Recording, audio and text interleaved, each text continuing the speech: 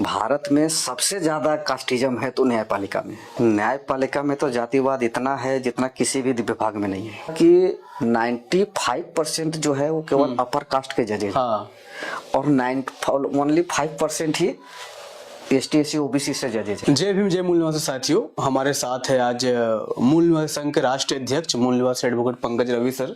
बहुत बहुत स्वागत है आपका हमारे चैनल पर।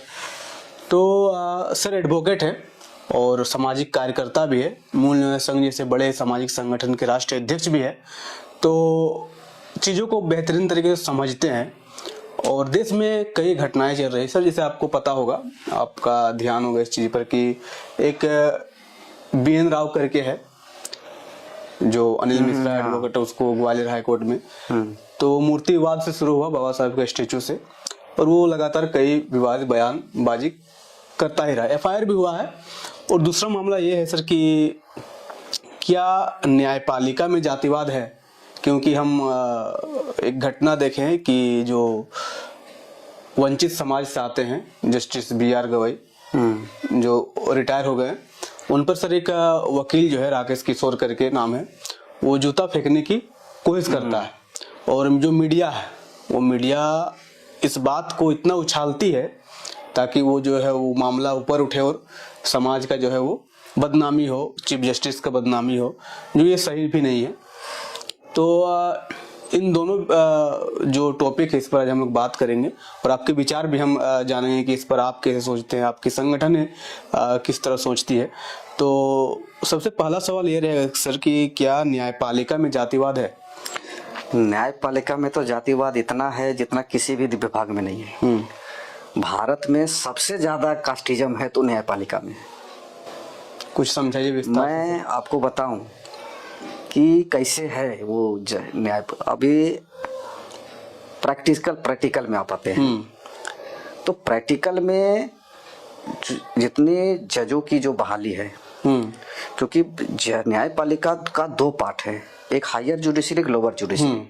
हायर जुडिशरी में आता है सुप्रीम कोर्ट और हाई कोर्ट और लोअर जुडिशरी में आता है डिस्ट्रिक्ट कोर्ट। ठीक है, तो अब डिस्ट्रिक्ट कोर्ट में जो अपॉइंटमेंट होता है, डिस्ट्रिक्ट कोर्ट में जो मजिस्ट्रेट लेवल का अपॉइंटमेंट होता है वो स्टेट गवर्नमेंट के द्वारा लोक सेवा आयोग है उसके माध्यम से होता है। तो वहां पे जो राज्य लोक सेवा आयोग का जो रिजर्वेशन पॉलिसी है हर एक स्टेट की, उसके अकॉर्डिंग होता है। लेकिन वहीं जब डिस्ट्रिक्ट जज लेवल की जो बहाली होती है वो हाई कोर्ट करती है, वहां रिजर्वेशन नहीं है। अच्छा, वहां रिजर्वेशन नहीं है। और हाई कोर्ट और सुप्रीम कोर्ट जो हायर जुडिशरी है वहां भी रिजर्वेशन नहीं है किसी भी को। तो यहाँ अपॉइंटमेंट जो होता है हाई कोर्ट और सुप्रीम कोर्ट में ये कॉलेजियम से होता है।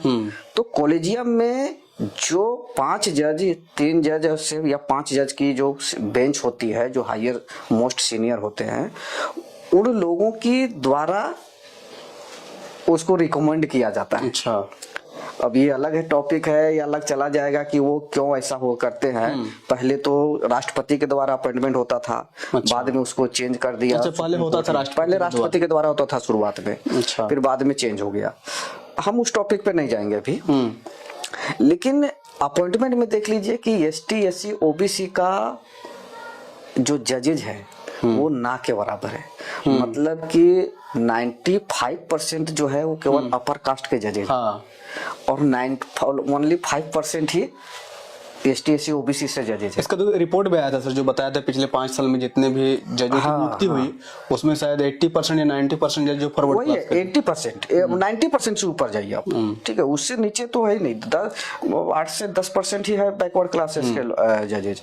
तो उसके पास जजेज है ही नहीं। तो अभी एक पटना हाई कोर्ट में एक वकील ने क्लेम किया था जिसमें ये कहा था कि एक ऐसा कोई बेंच बनाए 3 जजों का या 2 जज का ही बनवाए जिसमें सिर्फ SC और ST और OBC का ही हो।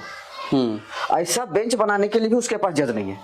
अच्छा, मतलब 2 जज भी नहीं है जो ST SC या OBC से हो। अच्छा, एक झारखंड हाई कोर्ट में सिर्फ एक जज थे, रत्नाकर भेंगरा, जस्टिस रत्नाकर भेंगरा, जो शेड्यूल ट्राइब से थे।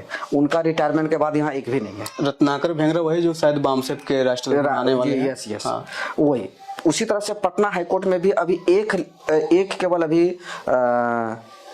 एससी का या कोई आया हुआ है, मुझे नाम याद नहीं आ रहा है, उसी तरह से कहीं कहीं पर एक का एक या दो मिलता है, सभी जगह नहीं है। तो इस तरह से जजों में वो होता है, उनकी जो अपने ही जाति के अपने ही परिवार वालों को प्रमोट करके और उसको आगे। सर इंडियन में मतलब भारत के जो दूसरा एक चीज मैं और आपको बताना चाहूंगा, रुकूं मैं दूसरा चीज एक और बताऊं कि प्रैक्टिकल में वकीलों के साथ कैसे होता है, क्योंकि मैं खुद एक वकील हूं, और वकीलों के साथ कैसे होता है इसका।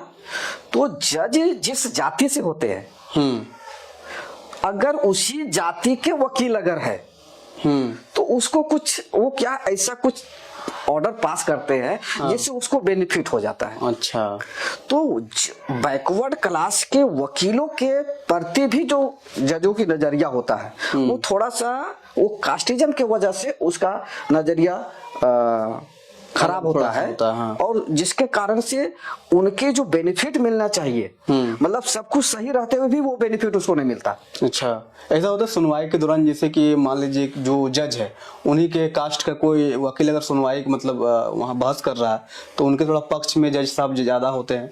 नहीं, ये दिखता नहीं है। अच्छा, ये दिखता नहीं है, लेकिन ये महसूस किया जा सकता है। अच्छा, ये ओपन, चूंकि भाई संविधान लागू है, ये कोई ओपनली कर नहीं सकता है। हाँ। और चाहे वो जज हो वकील, वो डायरेक्टली नहीं कर सकता है। सर, लेकिन इंटरनली ये महसूस किया जा सकता है कि ऐसा हो सकता है। सर आपने कहा कि जो जजों की नियुक्ति की प्रक्रिया है, तो भारत की जो न्यायपालिका है उसमें ऐसा देखा जाता है कि अगर एक पिता मतलब कोई अगर जज है, तो उसका अगर पीढ़ी हम निकालते हैं, उसका पिता भी जज थे, उनके दादाजी भी जज थे, उनके दादाजी के पिता भी जज थे, तो कहीं ना कहीं की परिवारवाद अभी आप न्यायपालिका में देखें तो 342 परिवार ऐसे हैं जिसके परिवार से ही जज बनते हैं। हाँ, तो कभी कभी जो मतलब योग्य उम्मीदवार होते हैं, कभी कोई चुभता है ये चीज की ऐसा तो वो नहीं, योग्य तो है भाई। अगर आप एग्जामिनेशन लो या उसके लो, तो इस बैकवर्ड क्लास से ज्यादा लोग जजेस बनेंगे, लेकिन एग्जामिनर कौन है ये डिपेंड करता है।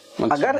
अगर आप एग्जाम भी ले रहे हैं, लेकिन एग्जामिनर अगर वही अपर कास्ट के लोग हैं, तो फिर इसको कम नंबर देगा, जैसे आप लोक सेवा आयोग में होता है। अब देखिए इंटरव्यू में उसको 200 को 2 मार्क मिलता है, तो इसको बैकवर्ड क्लास के लोगों को 50-100 से कम ही मिलता है। तो इस तरह के उदाहरण बहुत सारे मिले हैं। ठीक है, झारखंड में तो बहुत ज्यादा इस पर हो रहा है। अच्छा, तो अभी इस तरह का उदाहरण अगर आप लोक सेवा में आप कर रहे हैं, क्लास 1 और क्लास 2 कैटेगरी में अपॉइंटमेंट में कर रहे हैं, तो जुडिशरी में क्यों नहीं हो सकता? तो वहां भी एग्जामिनर जो है, जो बोर्ड में बैठने वाले, जो कॉलेजियम में है, वही तो अपर कास्ट के लोग हैं, तो वो भी तो ऐसा ही करते हैं। MNT न्यूज नेटवर्क को सब्सक्राइब करें, लाइक और फॉलो करना ना भूले, साथ ही बेल आइकॉन दबाकर जन जागृति की मुहिम में जुड़े रहें।